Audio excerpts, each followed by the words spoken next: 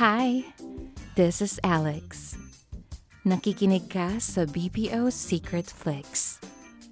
Mga real-life wild confessions, giving you rated X eargasms.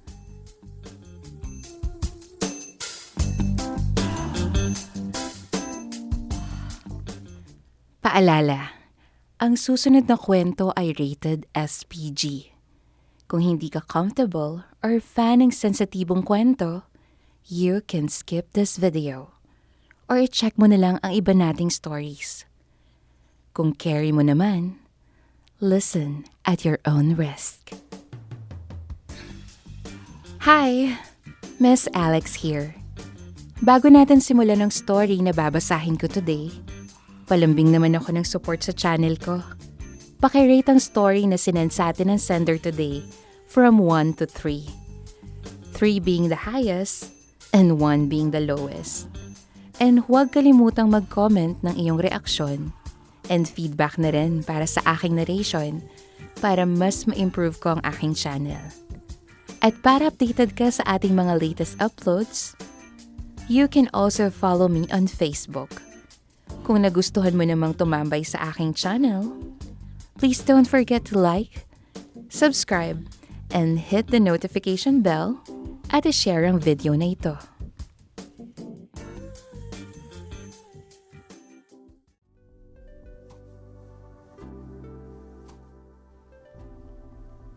Hi, Miss Alex.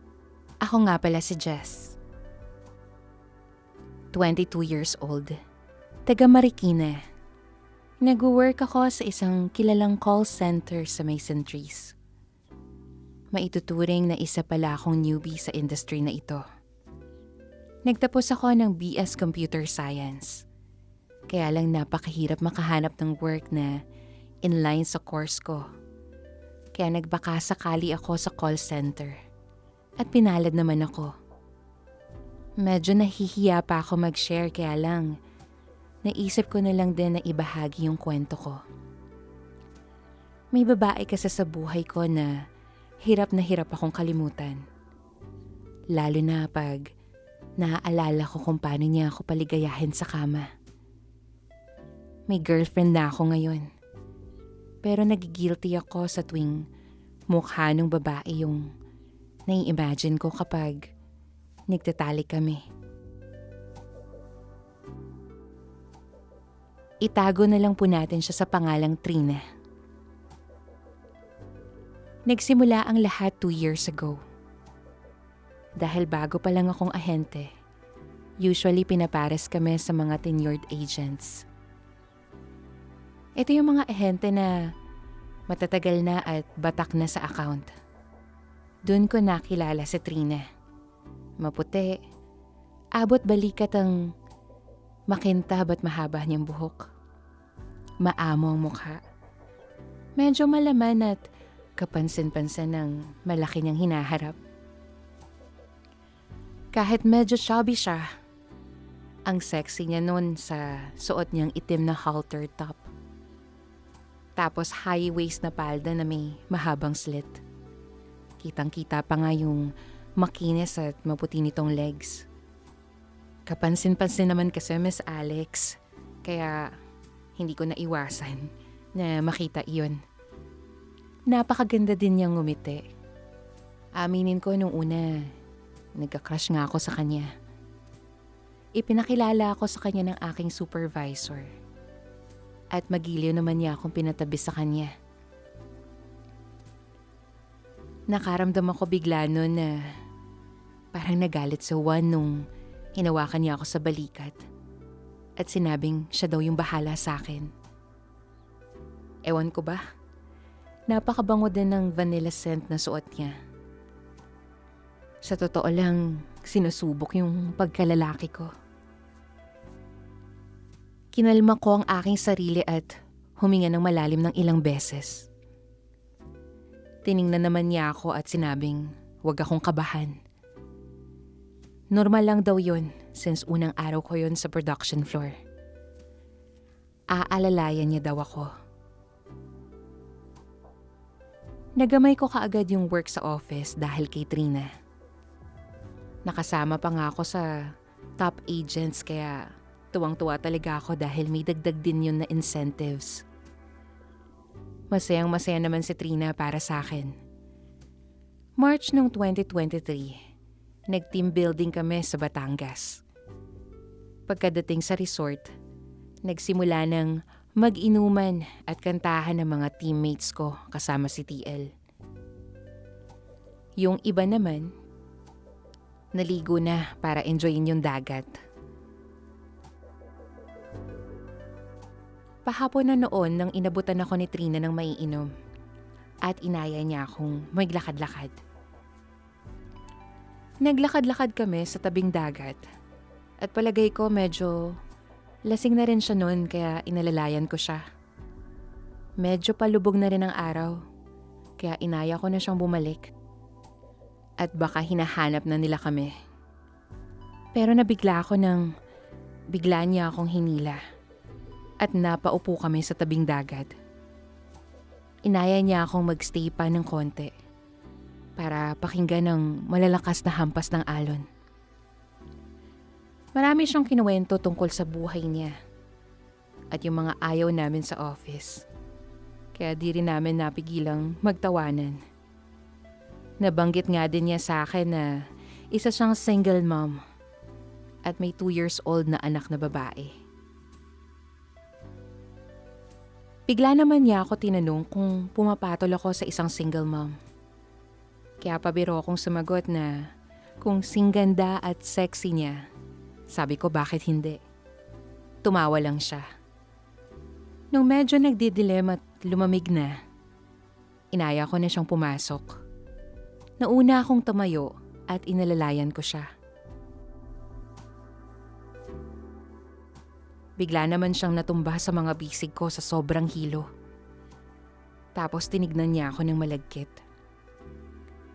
Biglang bumilis ang tibok ng puso ko at nakaramdam naman ako ng init ng katawan. Lalo na at tumambad sa akin ang malulusog niyang mga bundok habang suot ang puting bathing suit. Tumayo siya at biglang hinawakan ng kamay ko. At nagulat ako nang inilapat niya iyon sa kanyang hinaharap. Napakalambot sa wari ko. Unti-unti naman akong nadala dahil nangungusap ang mga mata niya na gawin ang gusto kong gawin. Habang hinahayaan niya akong laruin ang mga iyon, unti-unti namang bumubukol ang alaga ko. Tila ba gusto na ko mawala nito. Napalunok ako at sinubukan kong magpigil sa pwedeng mangyari. Nung akmang ititigil ko na, nagulat ako nang bigla niya akong hinila pabalik at niyapos. Inilapit niya ang mukha niya sa aking pisngi at hinalikan ng mga tenga ko. Sabay binulungan niya ako ng, "Angkinin mo ako ngayong gabi." Hindi ko alam kung anong gagawin ko. Sa totoo lang gusto ko na siyang sunggaban. Kaya lang naisip ko baka dala lang ng alak ang mga kinikilos niya. Hinawakan ko siya sa braso at umiling na lang ako. Mukhang nagets naman niya ang ibig kong sabihin. Tumalikod siya at nauna nang naglakad sa akin papunta sa transient namin. Nang gabing iyon, Miss Alex, nakatulala lang ako sa kisame. Sa totoo lang nangihinayang ako. Paulit-ulit sa isip ko yung eksena namin sa dagat. Tinitigan ko ang mga kamay ko. Sabay suminghal. Pero kasi ayaw kong pumatol sa nakainom. Baka mapahamak pa ako. Hinawakan ko ang aking alaga at di ko maitatangging hinahanap-hanap pa rin ito si Trina. Naalala ko pa yung pananabik na ginawa niya sa akin sa paghalik niya sa aking tenga. Paikot-ikot ako sa kama, ngunit hindi pa rin ako makatulog. Nag-iinit pa rin yung katawan ko kahit naka-aircon naman kami. Kailangan kong uminom ng tubig sabi ko sa sarili ko. Kaya dahan-dahan akong humakbang sa mga kasama namin na mahimbing na natutulog palabas ng kwarto. Wala na rin halos gising na madaling araw dahil napagod na rin sila sa biyahe at sa dami ba naman ng mga games na pinagawa ni TL. Dahan-dahan kong sinarado ang pinto. At pagdating ko sa kusina, naabutan ko si Trina na umiinom ng tubig at akmang isasara na ang ref. Naka-loose white shirt ito at maiksing short. Napalunok ako. Tumambad sa akin yung hubog ng katawan niya sa manipis niyang t-shirt.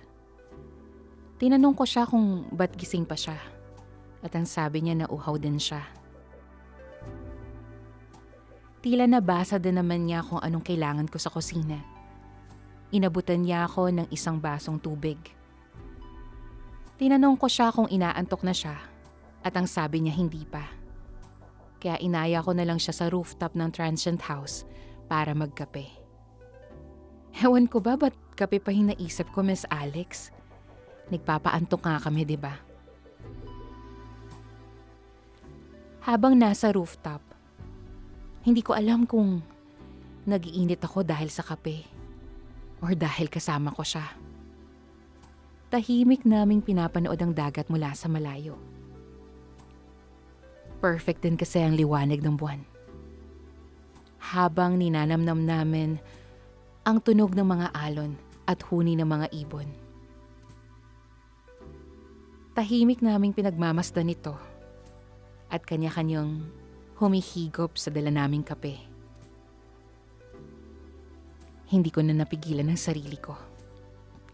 Habang katabi ko si Trina, dahan-dahan kong nilapit ang kanang kamay ko at naglakas loob akong ipatong yun sa legs niya. Nang maipatong ko na, tiningnan niya ako. Hinawakan niya ang kamay ko at dahang-dahang tinanggal ang butones at zipper ng shorts niya.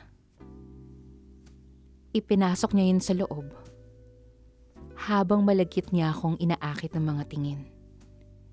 Nang mahawakan ko ang kasalanan niya, tinama ko ang lambot nito. Napakalaki. Nung maibaba ko sa labi ng kasalanan niya, naglalawa na ito. Kaya mas lalo akong ginanahan at sinimulan kong laruin ito. Hindi naman niya mapigilang umungol. Kaya tinakpan ko ang mga bibig niya ng kaliwang kamay. Saka pumatong sa kanya. Itinaas ko ang kanyang t-shirt at hinawakan ang kanyang malalaking mga bundok. Masasabi mong tila kapuspalad ang nangyari sa mga kamay ko. Sinubsob ko ang sarili ko sa harapan niya. Pababa at palitang sinubo ang mga malalaking bundok na iyon. Ang sarap. Hinawakan niya ang aking sandata at patuloy na taas-babang nilaro ang mga iyon. Nagulat ako nang bigla siyang umikot at pumaibabaw sa akin. Tinanggal niya ang shorts niya. Wala na siyang suot na panloob. Parang may balak na talaga siya nung gabing iyon. Hinawakan at ipinasok niya ang galit na galit kong alaga sa kanyang kuweba. Masasabi kong experience na tong si Trina. Lalo akong nadala nung sinimulan niya ng mag-alahinete. Hindi ko naman mapigilang enjoyin ang pagbabounce ng dalawa niyang bundok sa mukha ko. Kaya mariin ko ring hinawakan ng mga iyon. Halos tumirik ang mga mata ko sa ginagawa niya.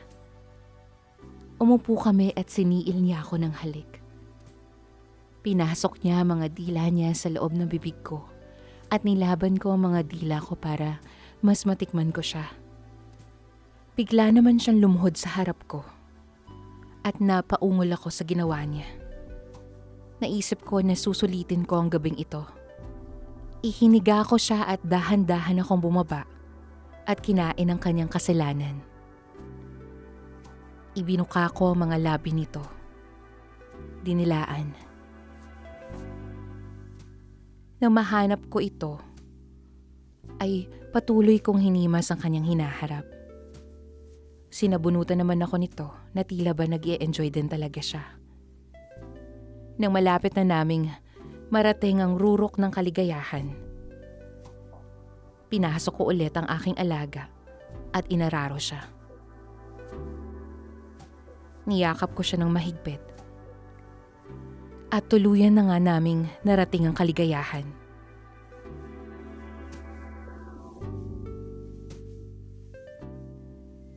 Kinaumagahan, parang walang nangyari. Mula noon, madalang na akong kausapin ni Trina. Hindi na rin kami magkatabi ng station kasi umuupo na siya sa kabilang bay.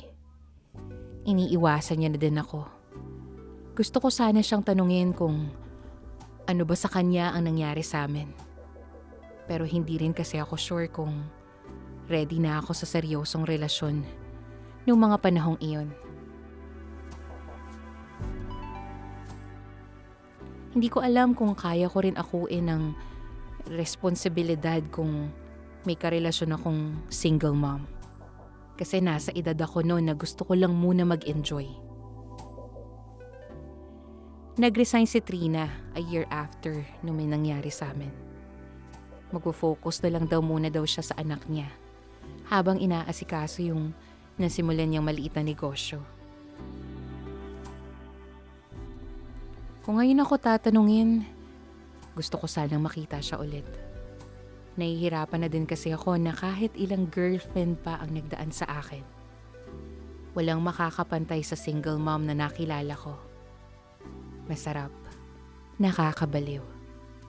Hanggang ngayon siya pa rin ang hinahanap-hanap ko. Sana Miss Alex, maitampok niyo din ang kwento ko.